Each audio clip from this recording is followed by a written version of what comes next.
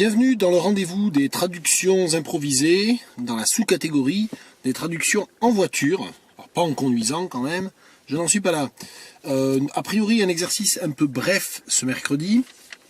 J'ai décidé de traduire un des feuillets d'hypnose de René Char. Le choix, bon, voilà, c'est une longue histoire. Et l'idée étant évidemment de se confronter à un grand poète français, bien sûr, à la langue d'un grand poète français que je lis depuis longtemps, que j'ai un petit peu délaissé depuis un petit moment déjà. Et l'idée étant aussi de faire du coup une vidéo a priori un peu plus courte que les précédentes.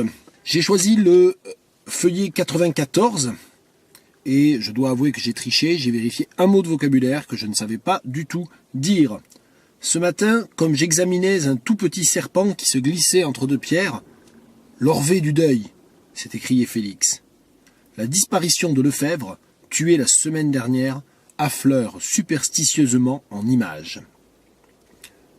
Donc voilà un des feuillets d'hypnose qui sont toujours des textes extrêmement brefs, extrêmement aphoristiques.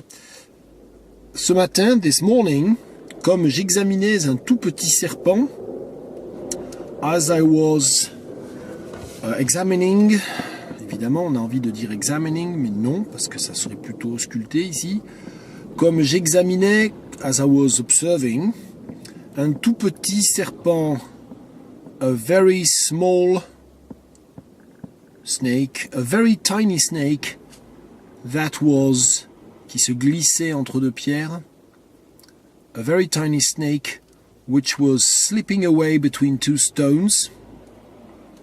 L'orvet du deuil, s'est écrié Félix, et c'est là que je dois avouer avoir triché, et en trichant et en vérifiant, j'ai eu la confirmation que je pense ne jamais avoir su comment on disait orvet en anglais.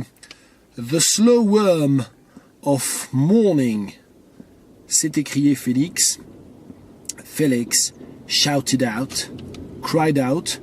Évidemment, pour ce sens de s'écrier, on aimerait pouvoir utiliser ejaculate, qui, dans, allez, on va dire 75% des textes littéraires anglais, notamment antérieurs à 1980, signifie justement ça, ejaculate, c'est cry out, c'est-à-dire s'exclamer. S'exclamer. Alors évidemment, la polysémie du terme, y compris en français, il n'y a pas de polysémie, éjaculer, ça n'a qu'un seul sens. En anglais, il y a une polysémie, mais le sens, on va dire, respectable, le sens de la parole, lié à la parole, lié à l'exclamation, était tout à fait majoritaire. On aimerait pouvoir dire Felix ejaculated, qu'on va peut-être éviter par un excès, sans doute d'ailleurs, de zèle et de pruderie. Felix cried out. La disparition de Lefebvre, tué la semaine passée, affleure superstitieusement en images.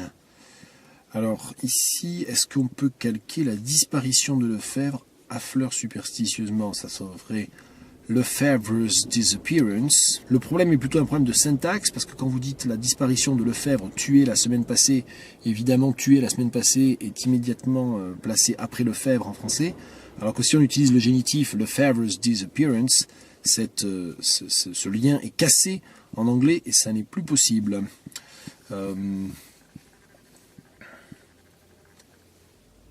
The disappearance of Lefebvre. That Lefebvre disappeared. That Lefebvre disappeared as he was killed last week. Affleure superstitieusement en images. Donc on a compris, hein, j'ai en quelque sorte recatégorisé la disparition de Lefebvre, qui est un groupe nominal sujet, en proposition subordonnée complétive, mais ici employée comme sujet. That Lefebvre disappeared. Affleure superstitieusement en images. Now resurfaces. Alors, moi je pense que je vais là encore recatégoriser l'adverbe en adjectif. Resurfaces as a superstitious image. In a superstitious image. Resurfaces in a superstitious image. Donc voilà, un petit fragment des feuillets d'hypnose de René Char, le fragment 94 à la page 198 de l'édition Pléiade. Et histoire de donner un petit bonus et de faire un petit clin d'œil, Nous sommes le 16 mars et je vais donc proposer le fragment 163. J'ai quand même vérifié, vous allez voir, c'est vraiment un tout petit bonus, puisque le fragment 163 est un texte de 4 mots. Chante ta soif irisée.